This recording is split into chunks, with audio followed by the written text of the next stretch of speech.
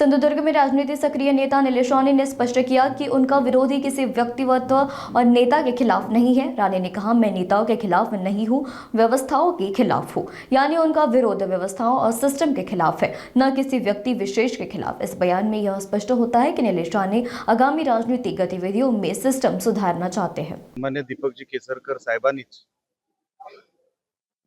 ह्या सगळ्या प्रक्रियेमध्ये त्यांचं सिंहाचा वाटा आहे. ते कधी स्वतः ते कधी या सर ते कधी स्वतःच्या तोंडाने सांगणार नाही. पण मी आमदार झाल्यानंतर जे मी चित्र बघितलं की जो काही विकास झाला पण मार्केटिंग दुसऱ्यांनी केलं.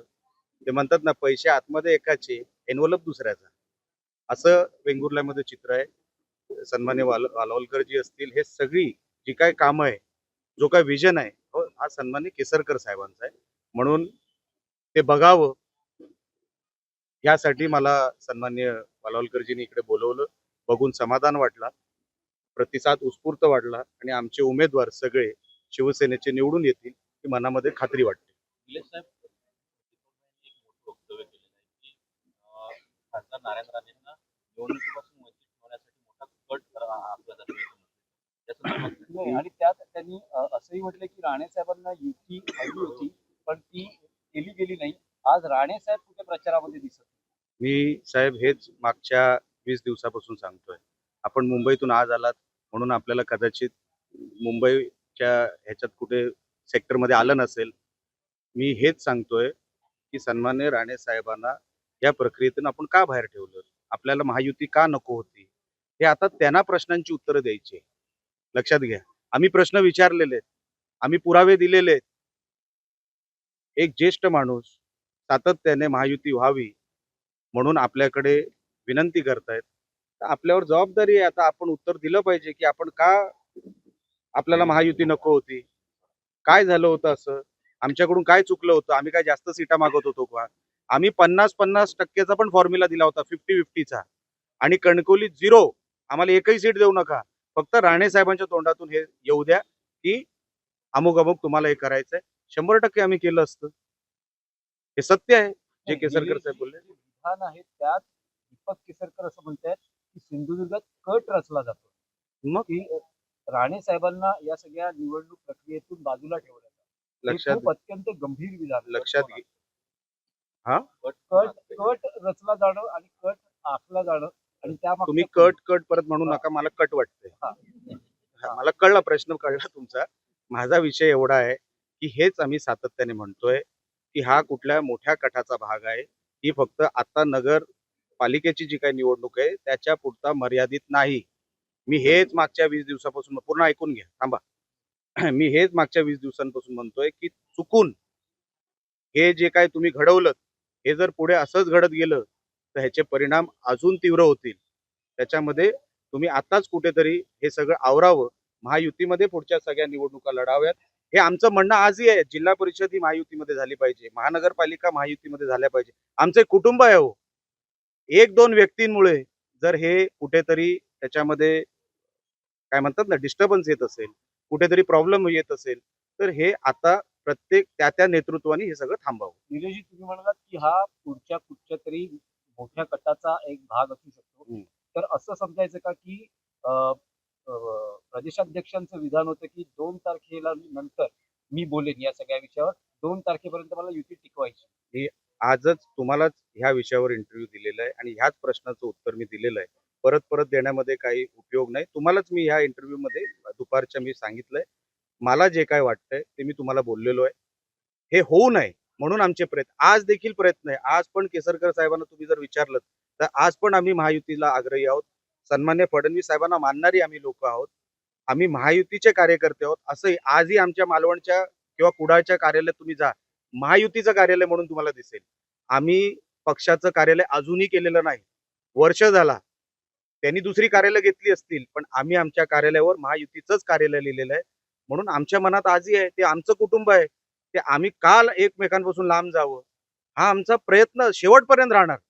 कोणी एका दुसऱ्याने किती प्रयत्न केले तरी साहेब, हा आम्ही जो प्रयत्न आहे तो कुठेही खंडित व्हायला देणार नाही, कुठेही आमची नाती तुटायला देणार नाही. आम्ही पक्षामध्ये, त्या पक्षामध्ये आमचेच लोक आहेत. अहो माझ्या निवडणुकीत काम केलेलं आहे, केसरकर साहेबांच्या निवडणुकीत काम केलं, आम्ही कसं विसरायचं त्यांना? आम्ही विसरू शकत नाही. पण कुठल्या तरी एका व्यक्तीला बाहेरून वाटतं की हे कुठेतरी तुटावं, माझं कुठेतरी नाव व्हावं, मी कुठेतरी राणे साहेबांपेक्षा मोठं व्हावं, हे जर कोणाला वाटत असेल तर आताच त्या नेतृत्वाने ते थांबवलं पाहिजे. हे मी तुम्हाला अनेक वेळाला सांगितलेलं आहे.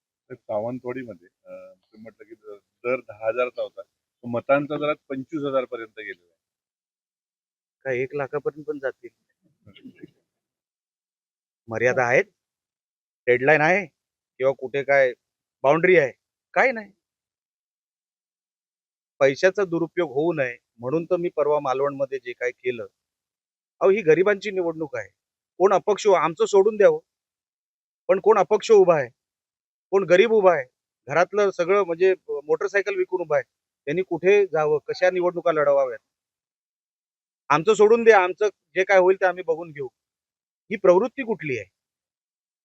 ही कुठली सिस्टम आणताय? हे कुठलं कल्चर आणताय तुम्ही जिल्ह्यामध्ये? या कल्चरच्या या अपप्रवृत्तीच्या विरोधात आम्ही आहोत. म्हणून आम्ही परवाचा स्टँड घेतला की आता अति होतंय. हे काय 1,00,000 काय 10,00,000 करते ह्यांचं काय कुठे जातंय काय? त्यांच्याकडे बघून वाटतंय असं कुठे काय त्यांचं जातंय. मस्त आहे ना सगळं चकाचक. म्हणून मला कोणावर वैयक्तिक टीका करायची नाही. मी वैयक्तिक टीका मी त्यांचाही सगळ्यांचा आदर करतो. सगळ्या नेत्यांचा आदर करतो. एकाही कोणावर मी टीका केलेली नाही. मी फक्त सिस्टमच्या विरोधात आहे. ही जी सिस्टम चालू आहे, पैसे घेऊन मतदारांना पैसे देऊन मतं विकत घेण्याची, ह्या अपप्रवृत्तीला आमचा विरोध आहे आणि तो विरोध राहील. निलेशजी, तुम्ही एक प्रकरण उघडकीस आणलं, पण तुम्हाला असं वाटतंय की हे सगळं थांबलंय की नाही. अजूनही सुरू आहे? 24 तास ते 48 तास कदाचित थांबेल. हे नंतर परत सगळे जे काय आहेत ना, गजगज भरून ठेवलेत, ते बाहेर पडणार. पण ते जिथे बाहेर पडतील, आमचं परत वॉच असेल. आम्ही परत त्यांच्या मागे लागू. परवा पाठलाग केला. पाठलाग करायला आमच्याकडे भरपूर वेळ आहे. त्यांना वाटायचे आहेत, आम्हाला पाठलाग करायचा आहे. आमचं काम सोपं आहे. ते जिथे-जिथे जातील, तिथे-तिथे आमचं लक्ष आहे. मी हेच पोलिसांना सांगितलं. म्हणलं, "साहेब, लॉ अँड ऑर्डरचं सिच्युएशन होणार. आम्ही गप्प बसणार नाही.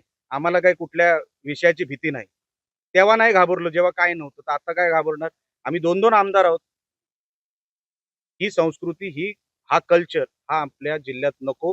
हा कायमचा हद्दपार झाला पाहिजे म्हणून हा प्रयत्न आहे. पोलीस, जिल्हा प्रशासन आणि निवडणूक आयोग या सगळ्या प्रकरणात न्यूट्रल आहे असं वाटतं का? 24 तास झाले. परवाची जी मालवणची घटना होती अजूनपर्यंत एफ-आय-आर झालेला नाही. साधी त्यांना नोटीस देखील गेलेली नाही. माझा हाच प्रश्न सकाळी होता. जर तुम्ही पैसे जप्त केले म्हणता ना, मग नोटीस त्यांच्याकडून रिप्लाय नको? पैसे कोणाच्या घरातून जप्त केले तुम्ही?